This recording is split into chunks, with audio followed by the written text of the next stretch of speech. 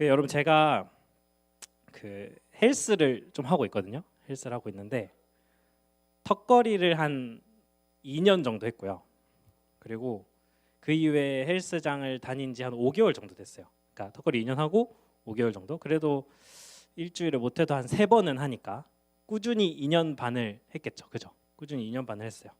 근데 2주 전쯤에 저희 청소년부에 만 14세 김윤채 씨라고 계세요. 네, 만 14세 김윤채 씨라고 계시는데 그 김윤채 씨가 저한테 오시더니 대뜸 저한테 이렇게 말하는 거예요. 전도사님 운동 안 하죠? 이러는 거예요.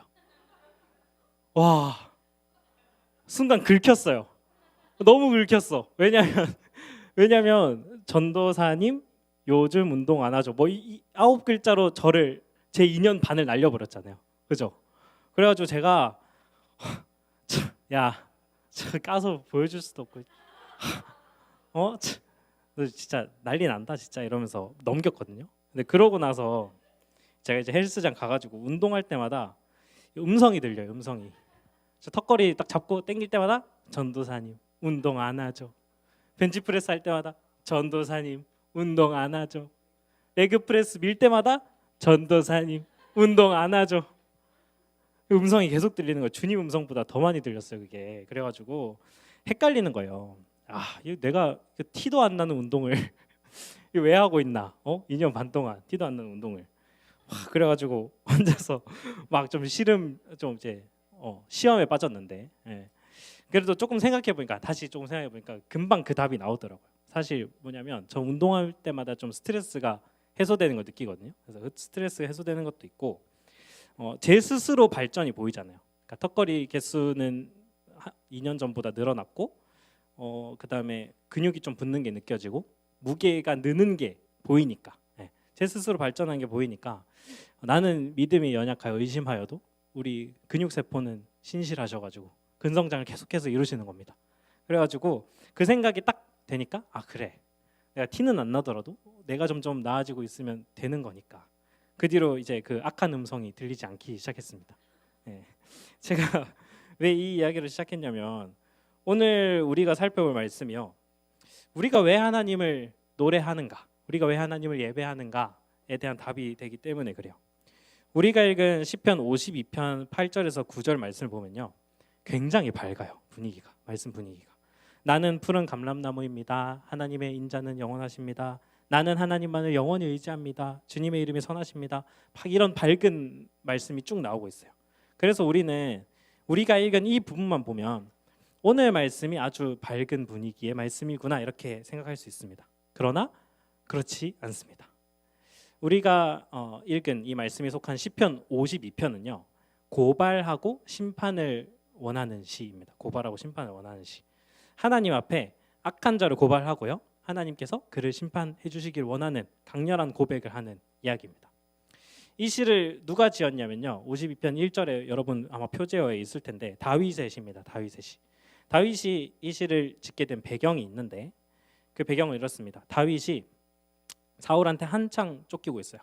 항상 쫓기고 있었는데 노비라는 곳으로 갑니다. 노비라는 곳에 가서 이 아히멜렉이라는 사람의 도움을 받아요. 도움을 좀 받은 다음에 다시 그곳을 떠납니다. 근데 다윗이 그곳에서 도움을 받을 때 거기에 도액이라고 하는 사람이 있었거든요. 도액. 근데 이 사람이 그것을 다 목격했고요. 나중에 그걸 사울에게 일러 바쳐요. 사울의 눈에 잘 보이기 위해서 사울에게 일러 바칩니다. 그래서 어떤 일이 벌어지냐면 사울이 이 노베에 있던 제사장 85명을 도액을 시켜서 다 죽여버려요. 네. 모두 도액 때문에 벌어진 사건이죠. 그래서 다윗은 이 시를 짓게 됩니다. 하나님, 저 악한 도액을 고발합니다. 저 도액은 모두가 죽을 걸 알고도 악행을 자랑합니다. 남을 잡아먹는 말을 즐기고요, 하나님이 아니라 사울의 힘을 의지하고 자신의 힘을 의지하고 재물을 의지하는 사람입니다. 하나님께서 저 도액 심판해 주십시오. 하나님의 땅에서 쫓아내 주십시오. 이런 강렬한 고백을 다윗이 시로 지은 거예요. 그리고 다윗이 이 시를 지은 이후에요, 이 시편 52편이 가장 많이 노래되던 때가 있었어요. 시편이라고 하는 건 유대인들의 찬송가거든요. 그래서 이 시편 52편이 가장 많이 노래되던 시기가 있었는데 구약학자 바이저라는 사람에 의하면요, 이 시는 후기 유대교 공동체에서 굉장히 많이 노래되었다고 합니다. 이 유대 공동체가 처한 상황이 있었는데 그게 뭐냐면요. 이 유대교 안에도 기득권이 있잖아요. 유대교 기득권에 있던 어떤 한 사람에 의해서 이 유대 공동체 전체가 부당한 압력을 당하고 있었다는 거예요. 같은 여호와의 백성이라고 하면서 자신이 재물이 많고 힘이 있다는 이유 하나만으로 거짓말과 상처 주는 말 그리고 자신의 힘을 이용해서 한 공동체를 억압하고 있었다라는 겁니다. 그래서 그 공동체는 뭐 힘이라거나 재물이라거나 이런 게 아무것도 없었기 때문에 주구장창 당할 수밖에 없고 그저 소망하면서 이 노래만을 불렀다라는 겁니다. 다윗이 지은 시를 계속 불렀다는 거죠. 그런데 사실 생각해 보면요, 이 다윗이나 후기 유대교 이 공동체나 사실 달라진 건 아무것도 없었습니다. 여전히 다윗은 그 시를 짓고도 사울에게 쫓겨다니는 신세였고요. 유대 공동체도 그 악행자가 직접 죽임을 당하거나 쫓겨나거나 하는 일이 일어나지 않았다는 거죠. 계속해서 힘을 가지고 억압을 이어나갔다는 겁니다. 그래서 다윗과 유대 공동체의 상황은 이제 사방이 막혀 있는 그런 상황이라고 볼 수 있어요. 그런데 잘 생각해 보면요, 이 다윗이 처한 상황과 유대 공동체가 처한 상황은 성경 속에서 그리고 기독교 역사 속에서 끊임없이 반복되어 일어나고 있는 일들이에요. 성경에는 이 하나님의 백성을 못 살게 구는 제국들이 항상 있었어요. 그리고 그 제국의 특징이 뭐냐면 오늘 말씀에서 말하고 있는 악행자와 똑같습니다. 하나님의 주인 되심을 무시하고요. 진리의 말보다 거짓의 말을 사랑하고요. 잔혹한 말을 통해서 사람들에게 상처를 준 다음에 자신의 발 아래 두기 원하고요. 선하고 정의로운 것보다 힘을 자랑했습니다. 그러니까 내가 승리했고 내가 힘이 있기 때문에 내가 정의야 라고 말하는 것이 악행자와 제국의 특징이었다는 거죠. 잘 생각해 보면 출애굽할 때 애굽이 그렇게 했고요. 이스라엘이 나라를 잃어서 식민지가 됐을 때 바벨론에 그렇게 했습니다. 바빌론이. 그리고 우리 예수 그리스도께서 삶을 바쳐 사역하실 때 그때 로마가 그랬습니다. 그리고 심지어 하나님의 말씀, 하나님의 뜻 그 자체이신 우리 예수 그리스도께서 하나님의 나라를 복음을 전하셨을 때 로마는 예수 그리스도를 십자가에 못 박습니다. 네. 십자가 형벌은 정치범한테만 주어지던 형벌이었는데 예수님을 반역죄로 이렇게 집어넣은 것과 똑같은 거죠. 그리고는 이 십자가의 의미를 이렇게 떠올리게 합니다. 예수라는 사람이 전했던 건 다 거짓말이야. 너네 예수 말을 듣고 살아가면 어떻게 되는지 알아? 저기 십자가에서 수치스럽게 죽는 거야. 지금 로마가 정이고 황제 카이사르가 주님인데 하나님을 주님이라고 고백하고 하나님의 나라가 있다라고 고백하는 것은 반역이다. 그러니까 그런 생각 하지 말아라. 이런 의미가 담겨 있는 겁니다. 그래서 악행자들의 말, 제국의 말이라고 하는 건요, 이런 특징들을 항상 가지고 있습니다. 지금 내가 힘 잡았어. 내가 정의야. 선이 아니라 힘이 중요한 거야. 진리가 따로 있는 게 아니라 힘이 있는 사람이 말하는 게 진리야. 이렇게 말하는 것이죠. 그렇다면 지금 우리가 살아가고 있는 이 세상은 좀 다를까요? 세상이 우리에게 말하고 있는 메시지는 좀 다를까요? 단 하나도 틀림없이 똑같습니다.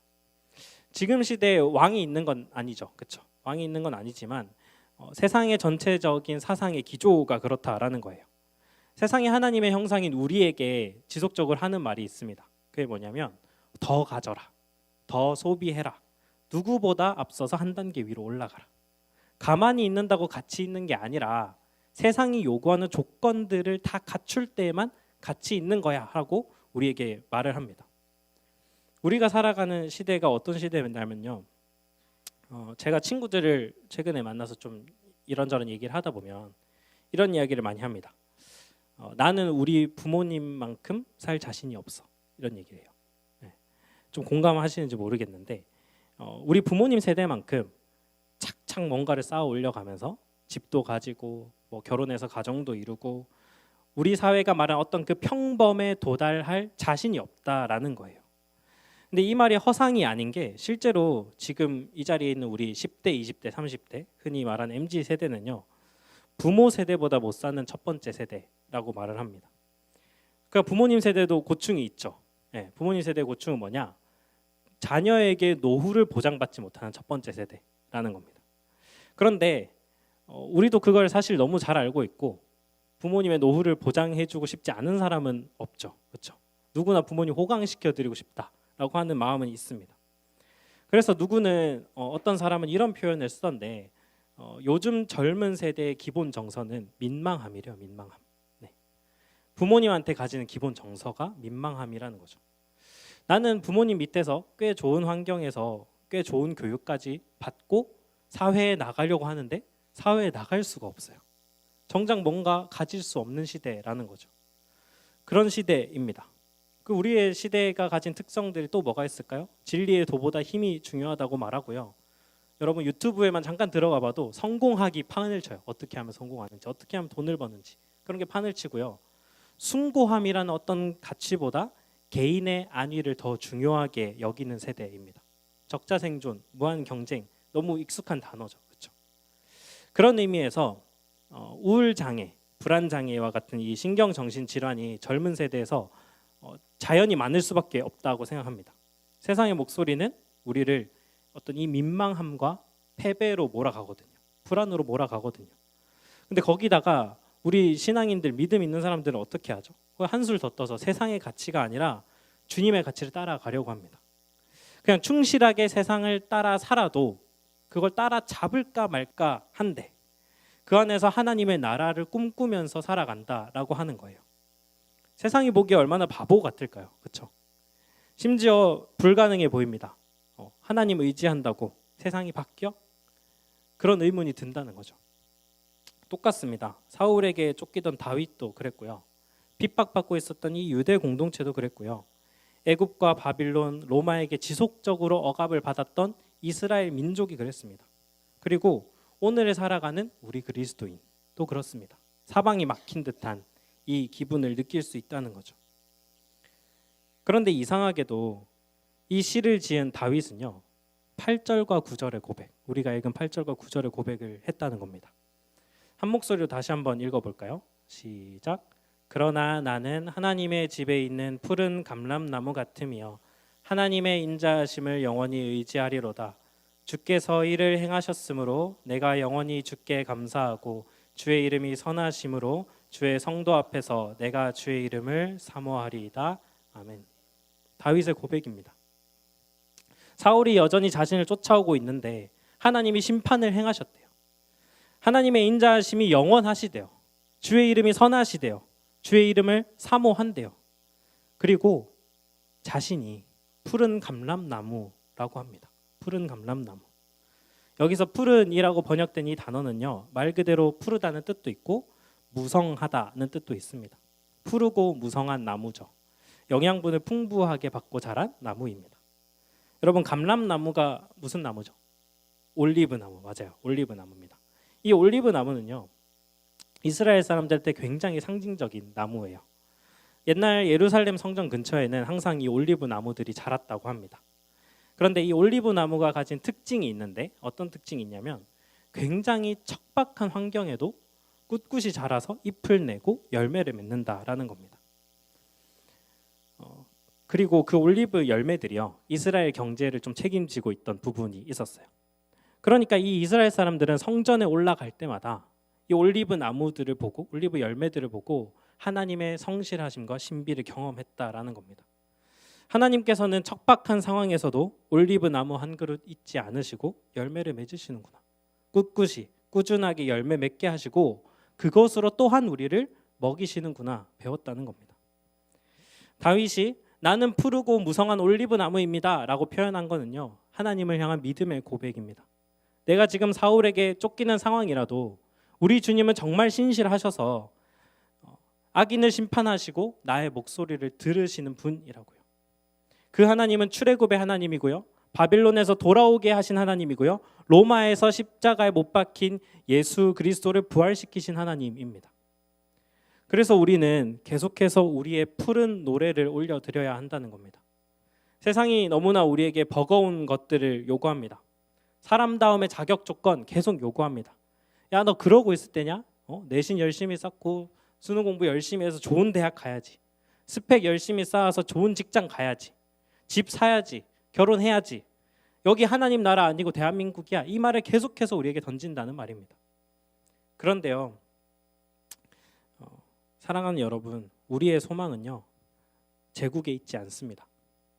자신들의 강함을 자랑하던 모든 제국의 결말을 우리는 압니다.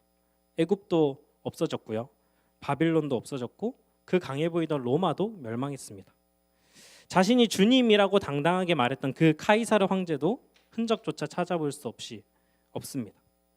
우리는 지속해서 자신의 강함과 재물을 자랑하는 세상을 향해서요, 노래를 불러야 합니다. 우리의 삶을 떠받치고 나아가게 하는 그 노래를 불러야 한다라는 겁니다. 그 노래가 무엇입니까? 그러나 나는 하나님의 집에 있는 푸른 감람나무 같으며 하나님의 인자하심을 영원히 의지하리로다. 이것이 우리의 숭고한 푸른 노래입니다. 세상이 여전히 부조리해도 주님께서는 우리를 하나님의 집에 심으시고 푸르고 무성한 올리브 나무로 만들어 가십니다. 여러분, 하나님은 일하십니다. 오늘도 일하시고 내일도 일하시고 영원히 일하십니다. 세상은 일시적이라도 하나님의 나라는 영원합니다. 오늘 함께 고백했던 찬양의 가사를 읽으면서요, 설교를 마치도록 하겠습니다. 주의 날은 멀지 않았네.